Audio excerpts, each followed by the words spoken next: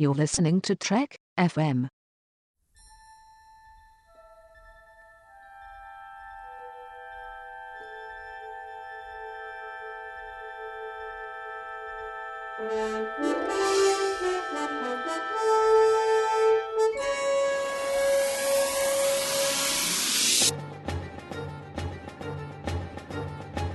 Hello and welcome to From There to Here, Trek FM's 50th anniversary rewatch of Star Trek, the entire franchise, where we look at all 729 episodes from beginning to end. I'm Mike, and today I'm joined by Brandon, or as we like to call him here on the network, Brendan. How's it going, Brendan? I'm doing pretty good here. Just give me a second. I got a candle over here I got to light. Okay, all right. Yeah, just give me a second. I get lonely when I don't light this candle. It makes me feel good. Okay, that's freaky, but all right, cool. Good for you. Good for you. Was it your grandfather's candle back in the day? Yes, it was. And it's the Sacred Heart of Mary candle. Oh, all right. Well, that's cool. That's fun. We're going to be talking about 2 episodes of Star Trek today, one of which involves a candle and one of which, as far as I can remember, does not. The first one is from Deep Space Nine, and it's Armageddon Game, and the second one is from Next Generation, and it's Sub Rosa. Okay, whoa. Armageddon Game. Let's give it the credit it's due. The Emmy-nominated Armageddon Game. Oh, yeah, what do they get nominated for?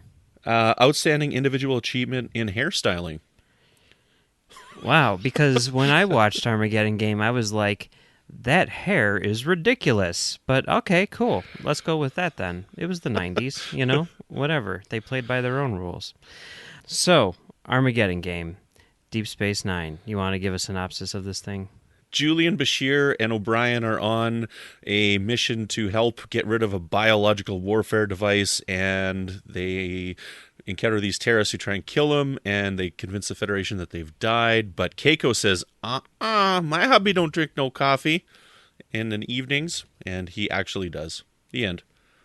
Yeah, that was pretty funny, because you watch it and you think, like, would they really go for that? Like, I mean, if someone were to come to me and say that, I'd be like, I think you're maybe stretching things a bit. But then to find out that she was wrong about that, I thought was rather amusing. So what did you think about this episode? I think it's a really good episode. I think it's neat. Julian and O'Brien together throughout the series are a really, really good pairing. And, you know, this story arc that we're on with them really started back in season 1 with the storyteller, you know, and how O'Brien did not want to go down on this mission with him. But so this odd coupling pairing started there, and I think the writers realized what they had, and so they decided to do a little bit more with it. They came up with this one, and it just kind of snowballed from there. And I'm really glad that they did it, because those two guys together, they can really capture the screen. You know, they've got some really good stuff. Yeah, it was one of those things which I'm sure was an accident on the part of the writing staff, but when they saw what they had, they, you know, built it into what it would eventually become, and I think that this is, you know, a pretty big step early on in the show in terms of that relationship, and it is cool to see it, you know, play out like this. I think it's also kind of an interesting concept that, you know, they bring these guys in to help them, you know, get rid of their biological weapons or whatever it is, and then even after they helped and even after these people are, you know, very much, you know, sort of on their side or on the side of peace, they're like, you know what, we can't take this chance. This is too important. We need to kill them and everybody else, you know? And I think that's kind of interesting, you know, from a moral standpoint, you know, because it's not like they were, you know, you would assume that it's some sort of group which is, you know, like, no, there will be no peace in our time, you know, but no, they're like, no, we really want peace in our time, so much so that we're willing to sacrifice the people in this room in order to ensure that, you know, we don't destroy our races. And I think that that's interesting. It's an interesting little moral quandary. You know, it's not like good or evil necessarily. It's just like, how far are you willing to go, and how far do you need to go in order to ensure peace? Yeah, because like this is obviously a very, very bad weapon, and so when it infects O'Brien, you know, if it's that bad that they're willing to kill a bunch of people over just this weapon to keep the peace, then it's got to be some pretty bad stuff. I mean, there's a lot of it in that room, and what is it, 375 attempts before they can find a way to, what's the word I'm looking for? Eliminate this pathogen or whatever it is that's in this tube. Yeah. So, yeah, I agree with you. It's an interesting concept. It's like, how far are you willing to go for peace? So, it's a cool concept. Yeah, not a bad episode on the whole. I think a lot of Shuttlepod 1 when I see this episode from Enterprise. Mm-hmm. Because but it didn't work quite as well for me in Shuttlepod 1, but it's forcing the people together to try and build a friendship. But I think about that one a lot when I see this episode. Yeah. It's not a bad episode, all things considered. Is this the start of O'Brien Must Suffer? See, I was going to say the next episode is the start of O'Brien Must Suffer, but I don't know.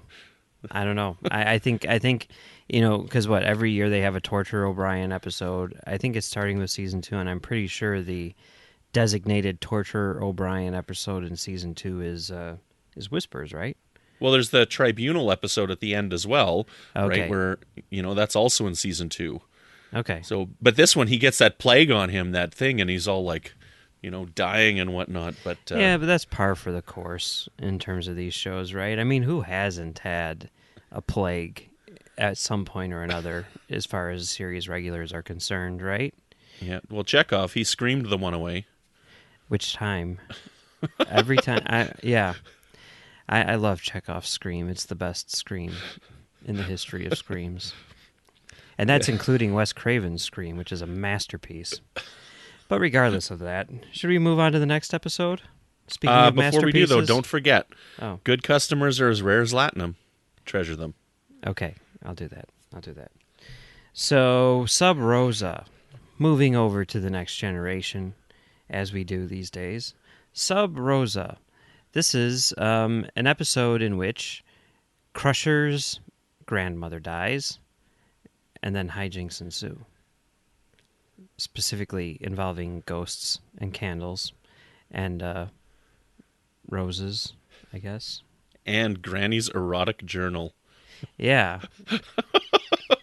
So, what did you think about Sub Rosa? This is the ghost story episode, the Victorian sort of crazy ghost love story with the, erotic ghost who seduces Howard women, that being Beverly Crusher's maiden name, and just hangs out with them as far as I can tell. It seems like they get along pretty well. I mean, is he a bad guy, really? He just wants love. Yeah. Don't we all? I don't hate this episode. Like, I don't like it as much as I used to, but I don't hate this episode. I don't think it's that bad. It's an average Next Generation episode. I don't understand the hate that gets piled upon it. There's a couple of really neat scenes. Like that scene when she comes into the room and there's all those flowers everywhere. Like, that's a pretty creepy scene. I like that a lot. It's neat. You don't have a story like this in Star Trek. It's something completely different. You get this weird erotic ghost story, right? And Picard's concerned for his doctor, but the scene when she beams down and she's like, "No, I'm done. I resigned. Beam me down. Hold on. No. Beam me down." It's neat because these characters are out of place, and I don't know. It's kind of funny when you got this groundskeeper Willie running around and trying to stop her from staying in the house, but. Yeah, it's one of those episodes which I think is sort of like garnered cult status in a lot of ways. People I think sort of love it because it's so crazy and so out there and so cheesy. But I think that it's not very good, but I admire how outside of the box it is. Mm-hmm. And I also think that it is a very weird choice for an episode in season 7 of Next Gen, because everyone knew that this was the end, right? I mean, they had 26 episodes left, and you figure, and a lot of people thought, this show is at the top of its game. Why are we taking it off the air? We've clearly just hit our stride, and then to say let's do a ghost story episode. it's like that's a weird choice. That's a really weird choice because I'm sure they had a lot of ideas and they had 26 slots or 25 slots technically, and it's like, well, what are you gonna do? It's like let's do the ghost story one. That seems solid. You know? And considering this was the family season, though, it does kind of fit, right? Because it's Beverly's past. I mean, how many family-related episodes did we have in the season? We had the Worf son episode. We had Picard and his fake son episode. We had Data's mother. You know, like, there was tons of it in this season. Yeah, that's true. That's true. And Dark Page, that was in this episode, too. Season 2, right? Dark Page with Troy finding out about her sister. Yeah, and you had Interface as well with Geordi and his mom. Yeah. So yeah, I don't know. It just seems like a really weird choice. I don't know. Season 7 of Next Gen is bizarre to me, for a lot of reasons. But it I don't know. It's weird. There's you know, I think we all think of Season 7 as being one of the great seasons of Next Gen, because for one thing, it just came off of Season 6, which is one of the great seasons of television, and then you've got like 3 or 4 like really great episodes, like All Good Things and Lower Decks and a couple of others. But there's a lot of crap in Season 7. I don't know what was going on. I remember like when I was 14 years old and they're like, you know, Next Gen was nominated for Best Drama and Deep Space Nine was not. And I didn't think like, you know, oh, of course, you know, that's so great that Next Gen would be, you know, honored. I thought like, well, why isn't Deep Space Nine? Deep Space Nine's better now, right? It's strange. That was back when I thought that people voted for awards based on quality. I know it's weird. They don't?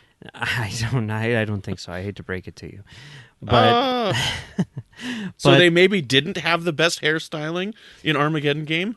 Maybe they didn't. I don't know. You know, maybe the hairstylist had friends in the academy or whatever. You never know. But yeah, it's weird. A couple of weird episodes. So Ronan, is he a samurai? I don't think so. Is it spelled the same way? I was assuming that he was like an Audi driver, right? Like I was thinking he was a samurai at one point. Okay, it could be. Samurai without a master. He's been around long enough. He could probably, you know, do a lot of things. He's worn many hats. What did you think about this planet wanting to completely copy Scottish culture? Maybe they're just really big fans of Highlander. Let's ask Norman what he thinks of that. Okay, all right. Norman, what do you think of that? It seems weird that this planet is everything. The cornerstones of these buildings have all come from, you know, Earth and Scottish villages and whatnot, and I don't know. It just seems odd. That's all.